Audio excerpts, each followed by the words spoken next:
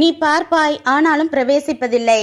மோசையோட ஒரே ஒரு கீழ்ப்படியாமையால அபாரி மலை மேல ஏறி கண்ணுக்கு முன்னாடி இருக்கிற கானான் தேசத்தோட செழிப்ப பாரு, ஆனா கானானுக்குள்ள நுழைய மாட்டேன்னு தேவன் சொன்ன உடனே அவரோட மனசு எவ்வளோ வேதனைப்பட்டு இருக்கும். நாமும் தேவ வார்த்தைக்கு கீழ்ப்படியாம மீறி மீறி நடக்கும்போது நமக்கு கிடைக்க இருக்கிற கானானை வேறொருவருக்கு தேவன் கொடுத்து தூரத்திலேயே பார்க்க மட்டும் செய்யணும் விட்டுருவாரு.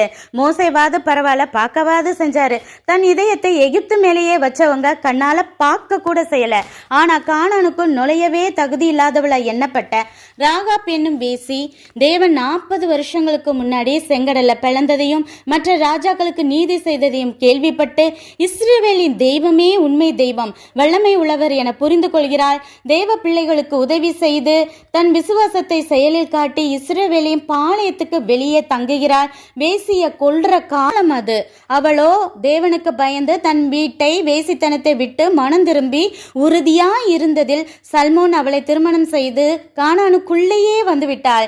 எப்பேற்பட்ட ஆசீர்வாதம்! ஒழுக்கமில்லாத பெண்ணை கண்டா பெண்ணான நாமளே கொஞ்சம் தள்ளி போய் நிற்போம். தேவனால எப்படி கூட இருக்க முடியும்? ஆனால் அவன் வம்சத்துல தான் ராஜாதி ராஜா இயேசுவே பிறந்தார் என்றால் உண்மையாய் மனம் திரும்புதலின் வேல்யூ உங்களுக்கு புரியுதா? நீங்க ஒருவேளை வெளியே சொல்ல முடியாத அந்தரங்க பாவத்திலேயோ பாவி என ஒதுக்கப்பட்டிருந்தாலும் விட வேண்டியதை விட்டு மனம் திரும்பி இயேசுவிடம் ஒப்பு கொடுத்து ஜெபியுங்கள். உங்களையும் பரிசுத்தப்படுத்துவார். இல்லை என்றால் நாம் இருக்கும் இடத்தில் வேறொருவர் இருப்பதை பார்ப்பதே வழியின் உச்சம் என புரிந்து கொள்ளுங்கள். நன்றி.